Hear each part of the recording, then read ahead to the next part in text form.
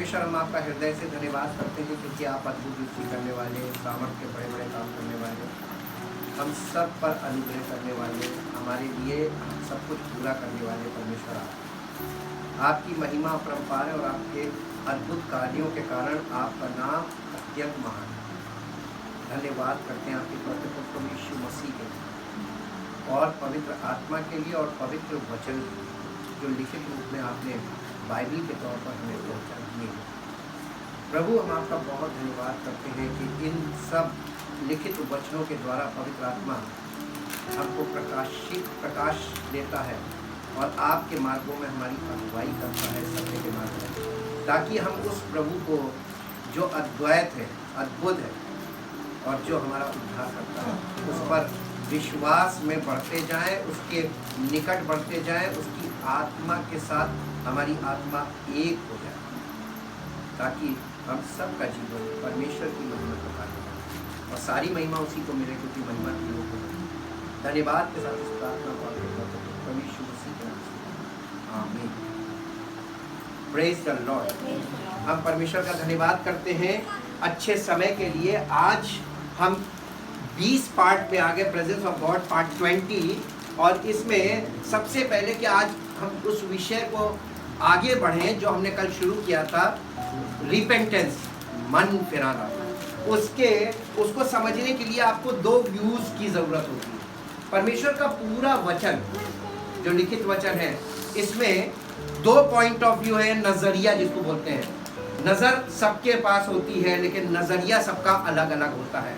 आप किसी भी बात को अपने नजरिए से देखते हैं और जब आप, कोई बुराई नहीं है, आप अपना नजरिया रखिए, लेकिन कौन सा नजरिया ज्यादा यानी स्थायी है, इस पर थोड़ा ध्यान देना चाहिए, क्योंकि हम एक नजरिया अपना बना लेते हैं और उस नजरिए को ही हम आगे बढ़ाने लगते हैं। उसी को रिलीजन बोलते हैं, उसी को डिनोमिनेशन भी बोलते हैं। आप एक डिनोमिनेशन बना सकते हैं अपने नजरिए से, लेकिन परमेश्वर का राज्य जो परमेश्वर ने सबके लिए रखा है उसमें आपको प्रवेश परमेश्वर की नजरिए से ही आप चीजों को देखेंगे, तभी आपको प्राप्त होगा। इसलिए पॉइंट ऑफ व्यू बहुत जरूरी है।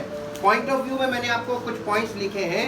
अर्थली पॉइंट ऑफ व्यू, एक नजरिया है जमीनी नजरिया और दूसरा है स्वर्गीय नजरिया, हेवनली पॉइंट ऑफ व्यू। उसके बाद अर्थली जो पॉइंट ऑफ व्यू है, इसका आगे बढ़ते हैं तो ये मैन्स व्यू है, यानी मनुष्य का अपना नजरिया है, उसको कह सकते हैं उसका पर्सनल ओपिनियन, उसका अपना मानना, वो क्या मानता है। और ऐसे आप देखेंगे तो आपको सब लोग अपना अपना, उनका अपना अपना विश्वास है, अपनी अपनी विश्वास के तर्क है, अपनी अपनी बातें हैं सबकी। और अगर ऐसा ना होता तो 40,000 से भी अधिक डिनोमिनेशन खड़े ना होते, क्योंकि सब ने अपने अपने नज़रिए से उन सब पर बाइबल में लिखी बातों को अपने अपने नज़रिए से जब ढालना शुरू किया तो एक एक डिनोमिनेशन बनाते चले गए। और इसीलिए मैन्स व्यू के आगे जब बढ़ते हैं तो ये फिजिकल, ये शारीरिक है, अर्दली है और मनुष्य के द्वारा बताया गया एक तरीका है। और इसी तरीके से जब आप हेवनली पॉइंट ऑफ व्यू में आते हैं तो ये गॉड्स व्यू है, ये परमेश्वर का नज़रिया है। और परमेश्वर के नज़रिए का मतलब ये आत्मिक नज़रिया, क्योंकि परमेश्वर आत्मा है। अब आपके सामने एक फिजिकल पॉइंट ऑफ व्यू है और एक स्पिरिचुअल पॉइंट ऑफ व्यू है। Old testament physical point of view and the new testament is the spiritual point of view. और ऐसे आप जब इसको वचन को स्टडी करते हैं पॉइंट ऑफ व्यू के अकॉर्डिंग, तो आपको समझ में आता है कि कहाँ परमेश्वर ने क्या किया, क्यों किया। क्योंकि ये एक पजल्ड वे में लिखी गई पुस्तक है, क्योंकि इसमें 2 चीज़ों को साथ लेके, 2 वंशों को साथ लेके, खतने वाले खतना रहित शुरू से चले आ रहे हैं। पहले खतना रहित थे, फिर खतने वाले आ गए। अब्राहम से आके आपको 2 व्यूज़ मिलते हैं। अब्राहम के 2 साइड थे, एक खतने वाले और दूसरे खतना रहित। यानी अब्राहम जो अन्य जाति का व्यक्ति था, खतना रहित था, वही व्यक्ति खतने वाला बना। लेकिन खतना एक चिन्ह था परमेश्वर की उस वाचा का जो परमेश्वर ने उसके साथ बांधी थी, यानी प्रॉमिस किया था, उस प्रॉमिस का एक चिन्ह था। अब उस प्रॉमिस के चिन्ह को आज एक नियम में बदल दिया और एक विधि में बदल दिया, जबकि वो केवल एक साइन था। क्या ऐसी गलती फिर से तो नहीं हो गई? हम इसी पॉइंट ऑफ व्यू को लेकर आगे बढ़ेंगे।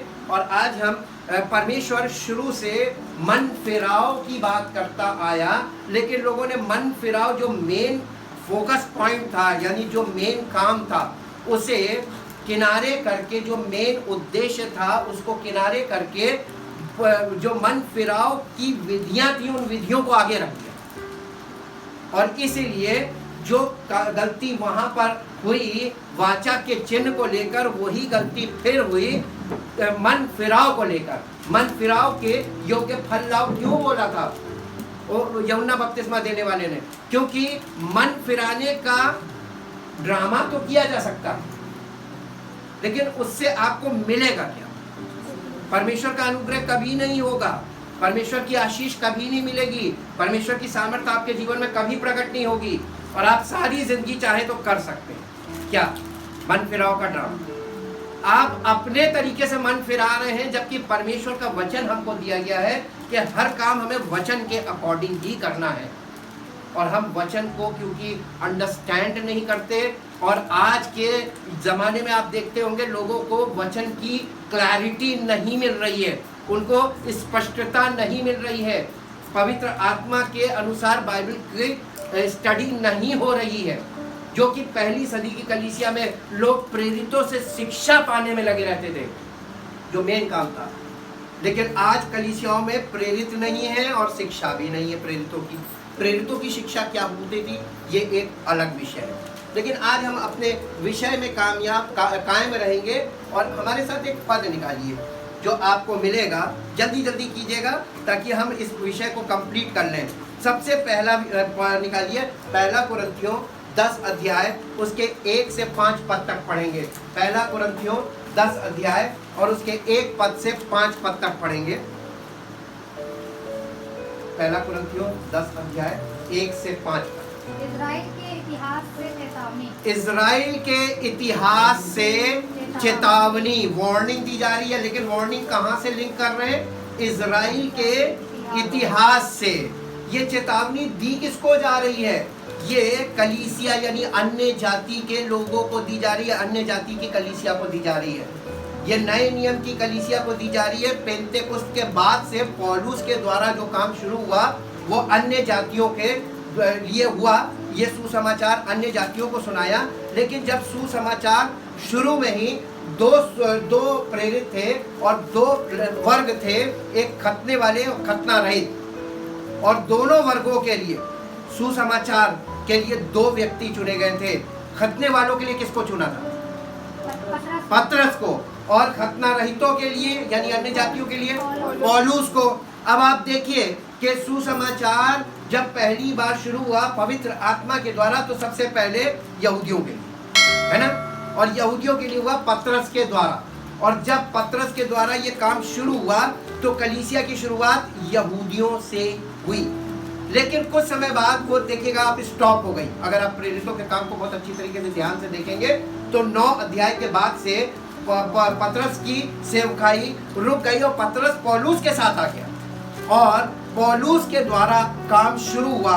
और इस काम के लिए उसने गलातियों की पत्री 2 अध्याय के 20-21 गलातियों की पत्री 2 अध्याय और उसके मैं वर्ड्स आपको बता देता हूँ कि वहाँ पर उसने इस बात को समझाया। मैं आपके बीच में पढ़ भी देता हूँ। और वहाँ पे लिखा हुआ है 2 अध्याय, गलातियों की पत्री 2 अध्याय और उसके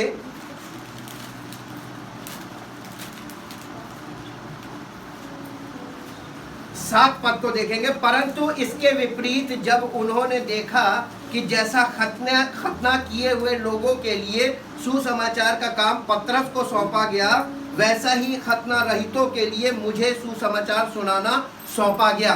देखिए यहाँ पर वो साफ साफ पत्री में लिख के दे रहा है, ये दर्ज है, लिखित है कि पतरस को खतने वालों के लिए सुसमाचार सुनाने का काम सौंपा गया था और पौलुस को खतना रहितों के लिए सुसमाचार सुनाने के लिए सौंपा गया था। क्योंकि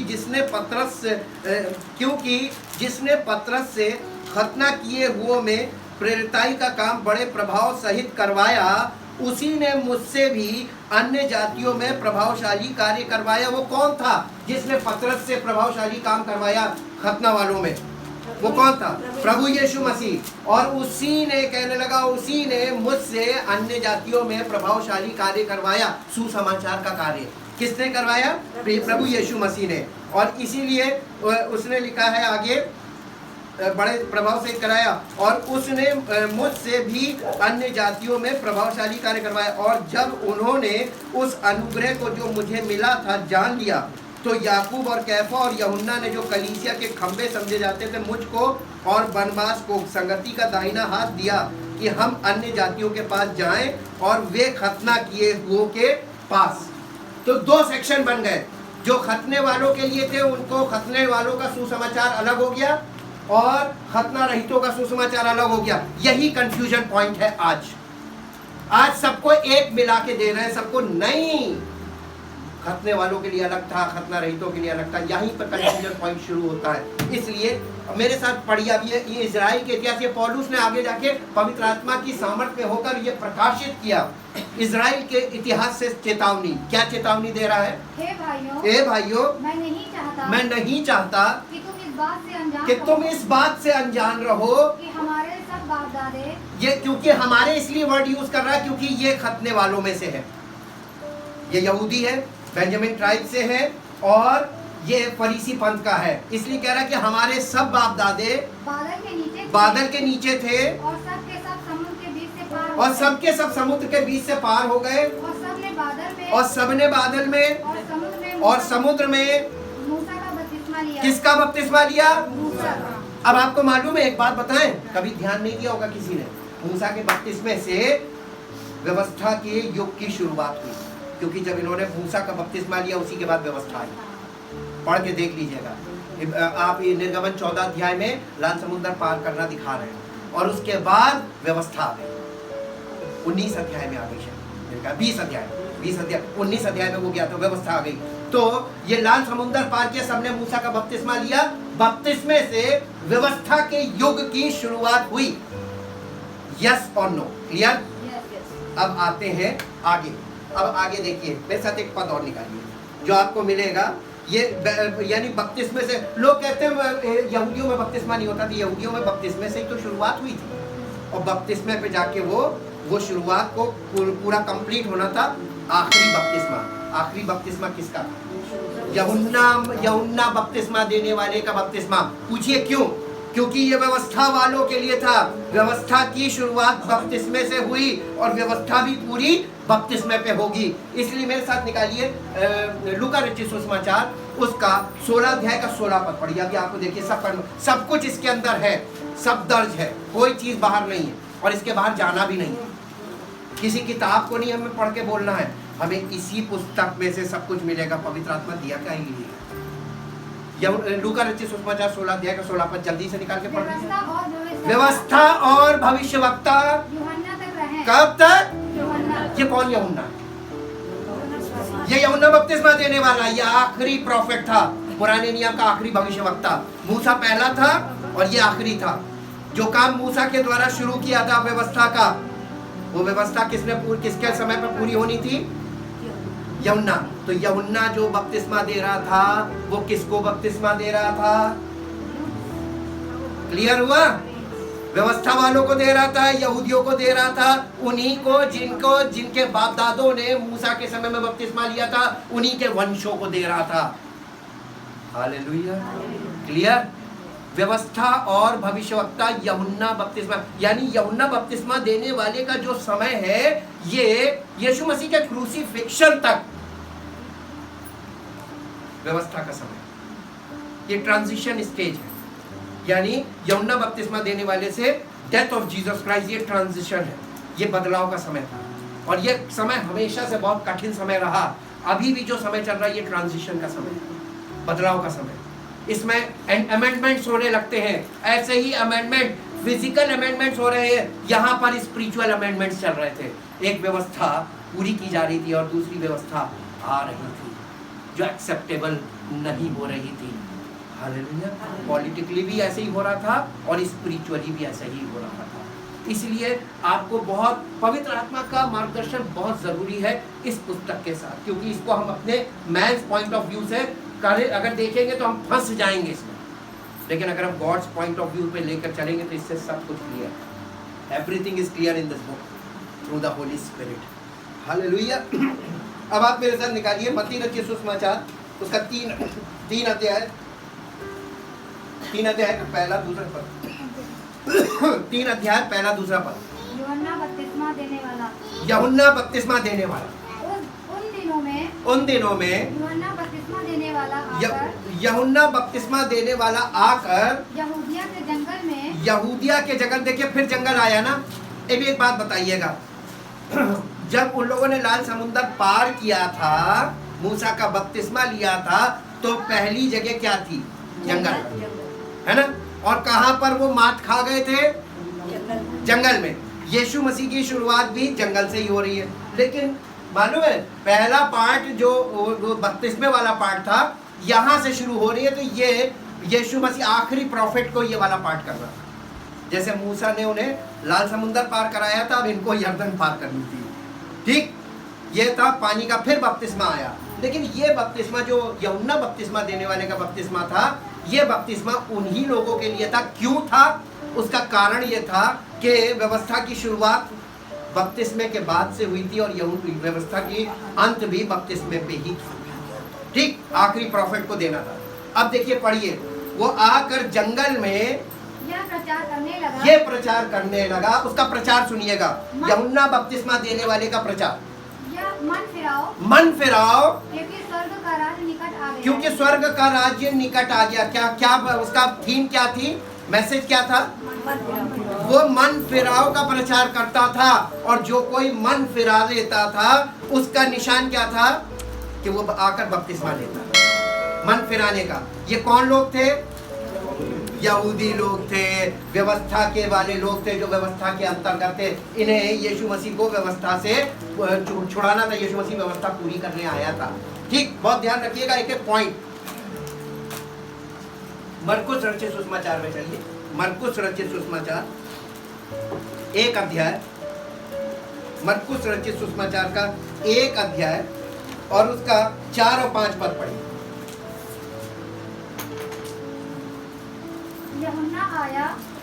यूहन्ना आया जो जंगल में बपतिस्मा देता, यूहन्ना आया जो जंगल में बपतिस्मा देता। कहाँ पे? जंगल में बपतिस्मा देता था। और पापों की क्षमा के लिए, और पापों की क्षमा के लिए मन फिराओ के बपतिस्मे का प्रचार करता था। वो कौन से बपतिस्मे का प्रचार करता था? मन फिराओ। इसका मतलब वो बपतिस्मे का संबंध मन फिराओ से था। ये मेन पॉइंट क्या था? बपतिस्मा के मन फिराओ। आज देख लीजिए क्या मेन पॉइंट बना लिया। बस यही तो प्रॉब्लम है। पहली चीज, सेक्शन गलत, मैसेज गलत, कॉल गलत, सारा तरीका गलत। कल मैंने आपको बताया है, वीडियो में बोला है, अगर आप व्यक्तिगत तौर पे गलती करेंगे आपको नुकसान होगा। लेकिन अगर आपकी कैपेसिटी ज़्यादा है, आप किसी जिम्मेदारी के पद पर हैं, आपके पास बहुत ढेर सारे लोग आपके साथ कनेक्टेड हैं, और अगर आप एक छोटी सी भी गलती करेंगे, कितने लोगों को नुकसान पहुँचेगा? पूरे समाज को पहुँच सकता है नुकसान। एक देश का मुखिया अगर गलती करता तो पूरे देश को नुकसान पहुँच सकता है। हाँ कि ना? तो अब ये देखिए, पॉइंट ऑफ व्यू कितना इंपॉर्टेंट चीज़ है। अगर आपका पॉइंट ऑफ व्यू गलत तो आपका सब कुछ गलत। शुरुआत गलत तो अंत भी गलत, कोई रास्ता नहीं। देखिए, वो क्या करता था?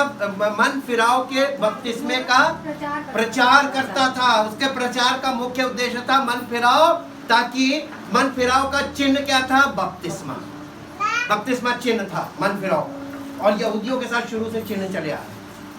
हालेलुया। और सब फिजिकल चिन्ह है।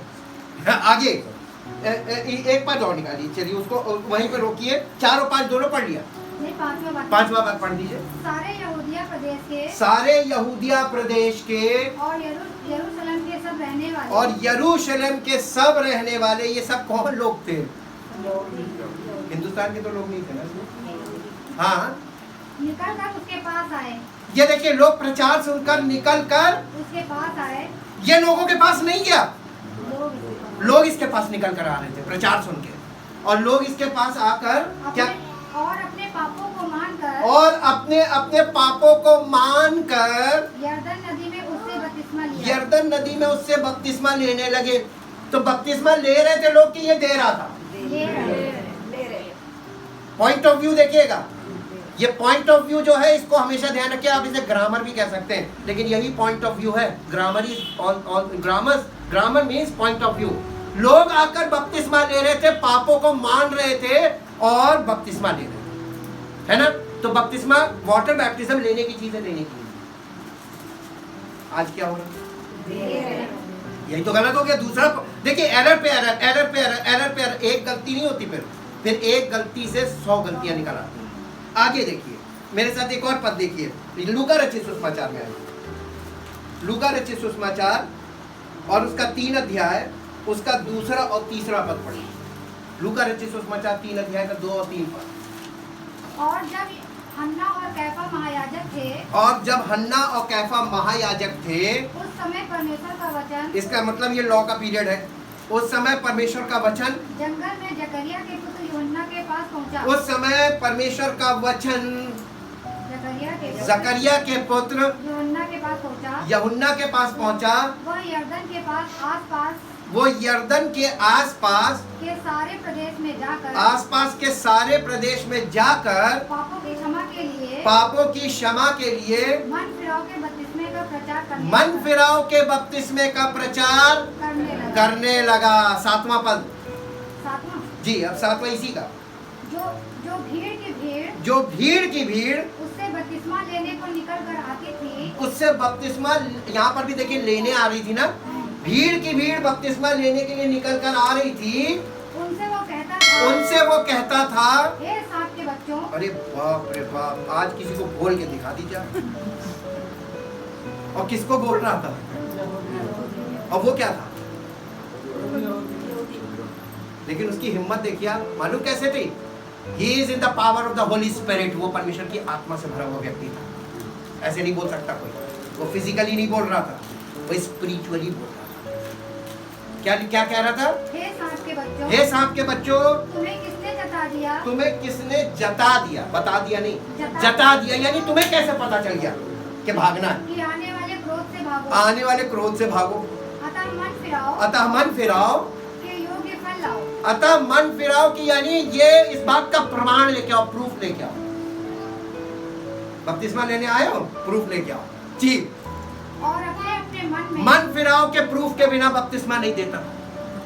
उसको कैसे पता चल जाता था कि इस आदमी ने मन फिराया? पवित्र आत्मा। यीशु मसीह ने एक जगह यहूदियों से पूछा था कि यूहन्ना का बपतिस्मा परमेश्वर की ओर से था कि मनुष्य की ओर से? यही पॉइंट ऑफ व्यू की बात करी थी उसने। तो वहां पे उन्होंने कोई जवाब नहीं दिया, हमें नहीं मालूम। पढ़ के देख लीजिएगा, मैं रेफरेंस दे दूंगा। हालेलुया। वो उस जमाने के लोग इतने कंफ्यूज थे, उन्होंने कहा अगर हम कहेंगे परमेश्वर की ओर तो कहेंगे तुमने विश्वास क्यों नहीं किया, और हम कहेंगे मनुष्य की ओर तो मनुष्य की ओर तो था नहीं, वो था तो वो परमेश्वर की ओर से, परमेश्वर की आत्मा के द्वारा ही ये काम हो रहा था। और परमेश्वर की आत्मा ही जिसको अलाउ नहीं करती थी वो नहीं देता था, मुंह पे बोल देता था। ऐसे लोग कहाँ हैं? आज तो बपतिस्मे के लिए आपको पकड़ के दे देंगे, जबरदस्ती दे देंगे जी। लेकिन उस जमाने में भैया बैप्टिज्म इतनी ऐसे मन फिराव मेन था, बैप्टिज्म मेन नहीं था। फोकस पॉइंट देखिए, आगे पढ़िए। योग्य फल लाओ, मन फिराव के योग्य फल लाओ, और अपने अपने मन में, और अपने यानी उनके मन की भी बात जानता था। क्या कहना? अपने अपने मन में ये विचार ना करना, ये ना सोचो कि हमारा पिता अब्राहम, कि हमारा पिता अब्राहम है, क्योंकि मैं तुमसे कहता ये अब्राहम के वंशज थे। कौन से वाले? खतने वाले।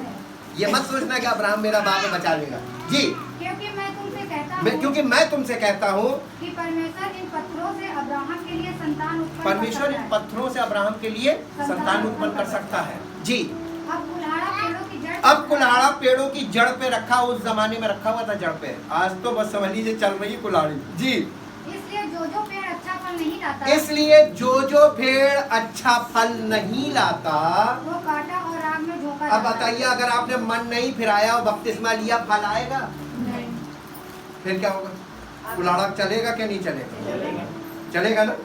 किसके ऊपर? बपतिस्मा लेने वाले के ऊपर चलेगा।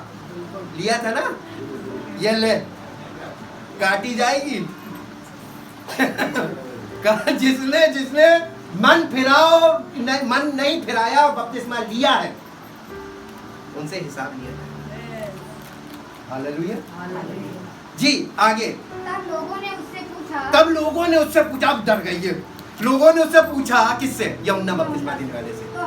तो हम क्या करें? ये तो बड़ी कठिन चीज है।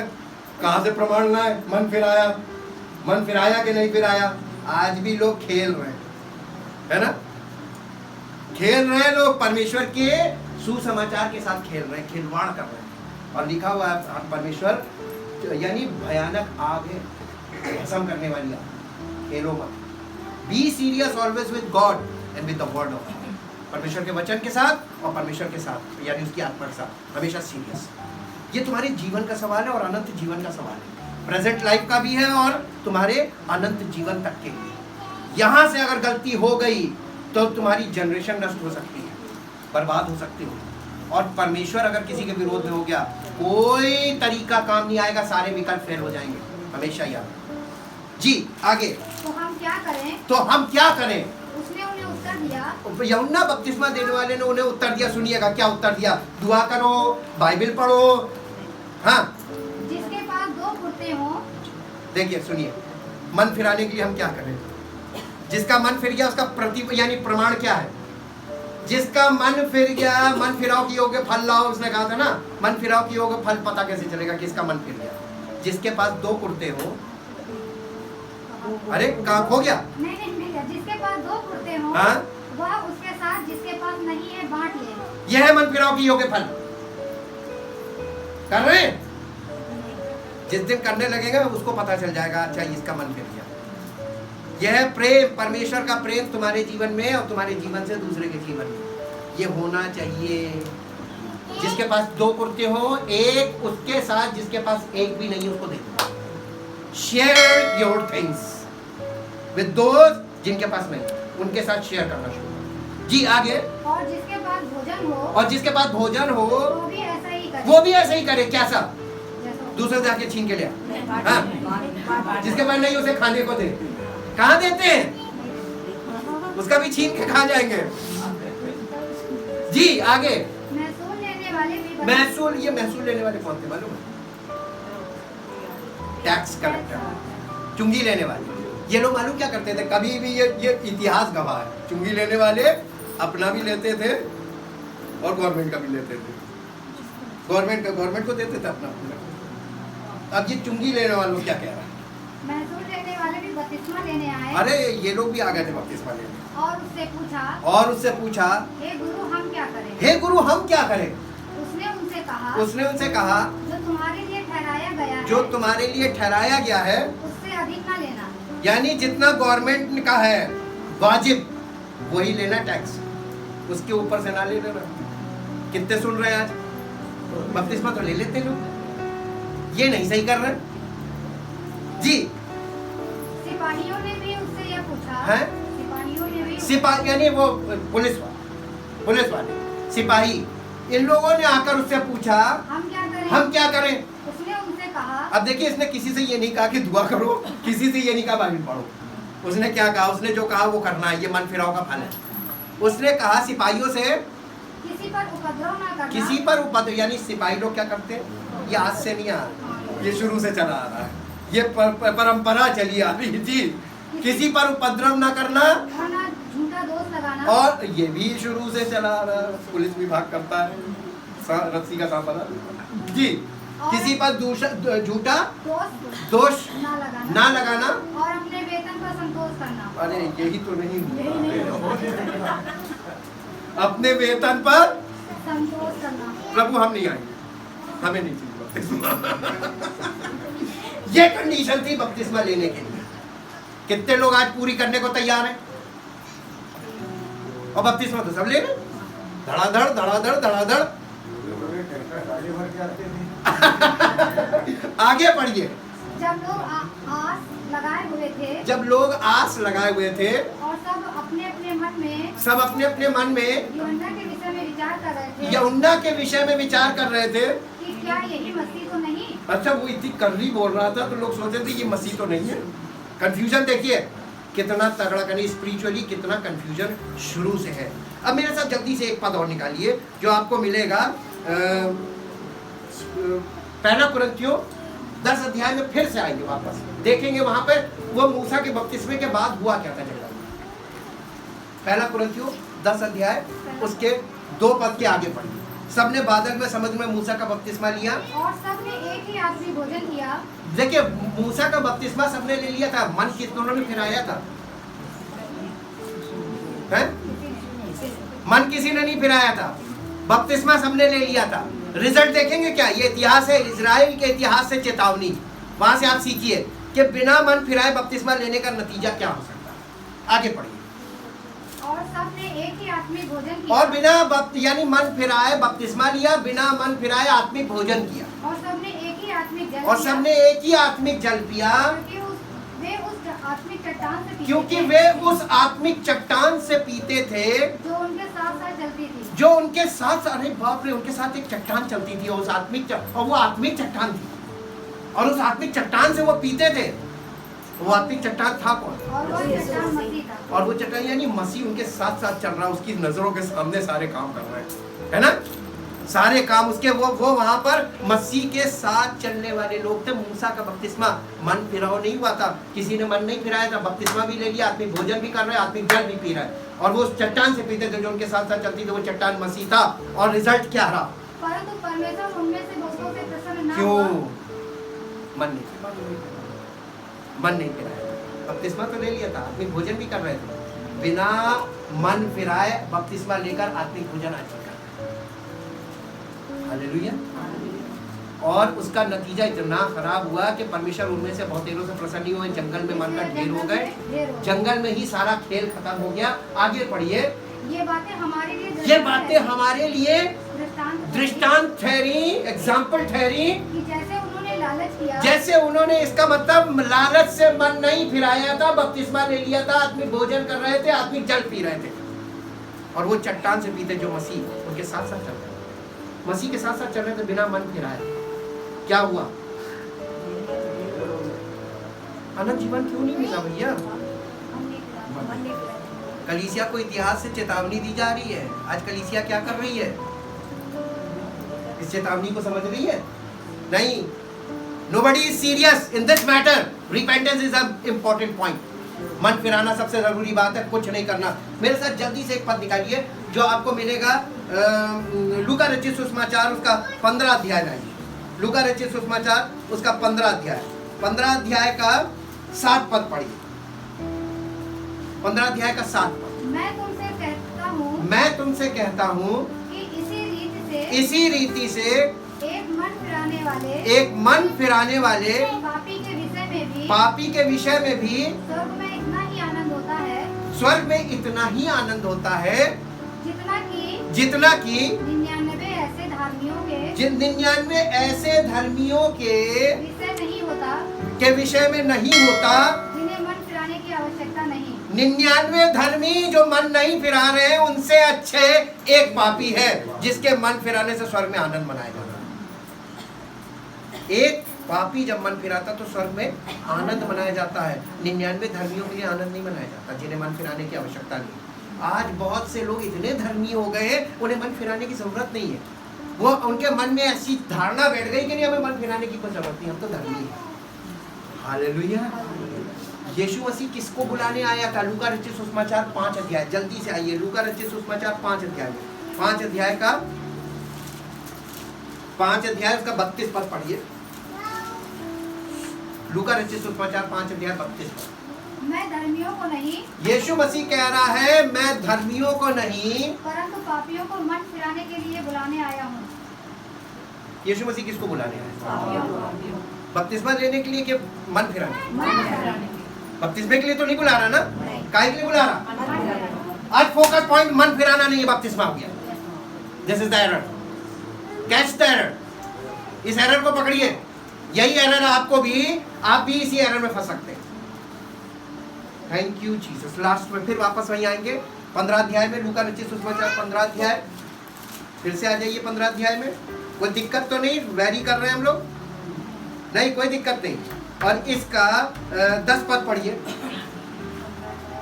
मैं तुमसे कहता हूँ कि इसी रीति से एक मन फिराने वाले पापी के विषय में एक मन फिराने वाले पापी के विषय में परमेश्वर के स्वर्गदूतों के सामने परमेश्वर के स्वर्गदूतों के सामने आनंद होता है। आनंद होता है। एक पापी के मन फिराने से पता चल जाता स्वर्ग में कि एक पापी ने मन फिराया है ना? और 99 धर्मी मन नहीं फिरा रहे, स्वर्ग में पता चल गया इनको जरूरत ही, परमेश्वर की जरूरत है। तो आपको मन फिराने की जरूरत है। यीशु मसीह मन फिराने के लिए बुलाने आया था कि बपतिस्मे के लिए बुलाने आया? हमेशा ध्यान रखिएगा मैसेज पर। मैसेज क्या था? यूहन्ना के मैसेज पे ध्यान रखिएगा, यीशु मसीह के मैसेज पे। अब यीशु मसीह के मैसेज पे जाते हैं। मत्ती रचित सुसमाचार 4 अध्याय का 17 पद, जल्दी से इसी को कंक्लूड कर दो। मत्ती रचित सुसमाचार 4 अध्याय। उस समय से यीशु ने प्रचार करना और ये कहना आरंभ किया, मन फिराओ और बपतिस्मा लो। यीशु मसीह ने सिर्फ मन फिराने को बोला है। Message of Jesus Christ is only repent, मन फिराओ। यीशु मसीह मन फिराओ की बात कर रहा था, क्योंकि यूहन्ना बपतिस्मा देने वाला उन लोगों को मन फिराओ के बपतिस्मे का प्रचार कर चुका था। अब यीशु मसीह उनको फिर फोकस कर रहा था, फिर ध्यान दिला रहा था, मन फिराओ स्वर्ग का राज्य आ गया। यीशु मसीह का जो थीम था वो था kingdom of God, not the baptism. Repent to enter into the kingdom of God. परमेश्वर के राज्य में आना चाहते हो? मन फिराओ। कितने लोग परमेश्वर के राज्य में आना चाहते हैं? सब लोग आना मांगते हैं ना? मन फिराओ, मन फिराओ। इसीलिए पौलुस ने कहा था उसने मुझे बपतिस्मा देने के लिए नहीं परंतु सुसमाचार सुनाने के लिए भेजा है। पहले अध्याय के 17 पद में पढ़ लीजिएगा, पहला कुरिन्थियों पहला अध्याय 17 पद, वहां पर लिखा हुआ है उसने मुझे बपतिस्मा देने के लिए नहीं परंतु सुसमाचार सुनाने के लिए भेजा है। हालेलुया। अपनी कॉल को उसको मालूम था कि पवित्र आत्मा ने हमको क्या काहे के लिए बुलाया है, यीशु मसीह ने हमें काहे के लिए बुलाया, पवित्र आत्मा हमको क्या काम करने के लिए। हालेलुया जी। अब ये आ जाइए मरकुस रचित सुसमाचार में, और मरकुस रचित सुसमाचार का पहला अध्याय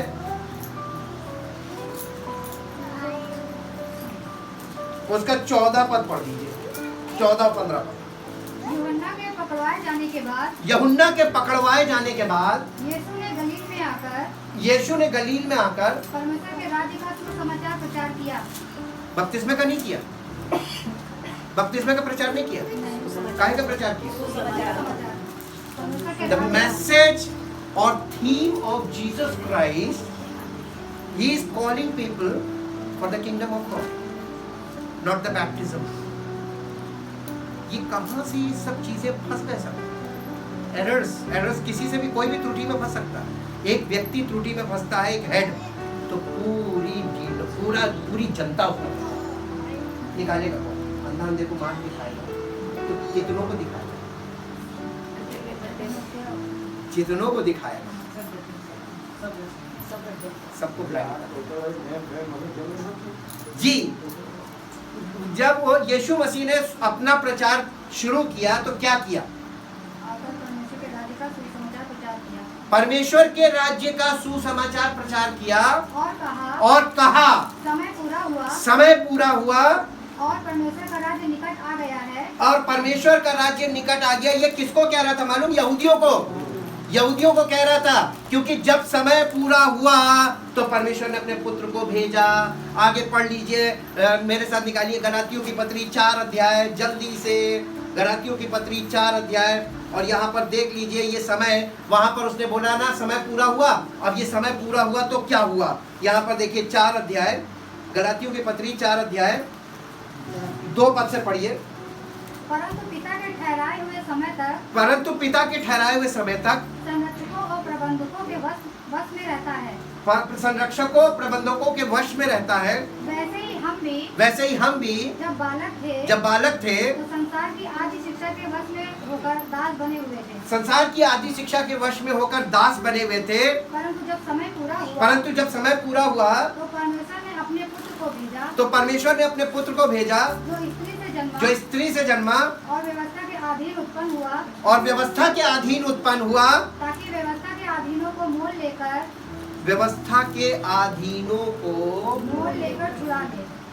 मोल लेकर छुड़ाए। मतलब उनको व्यवस्था के बदले में दाम चुकाकर उन्हें वापस खरीद ले। ये कौन लोग थे जिनको उसको दाम देकर वापस लेना है?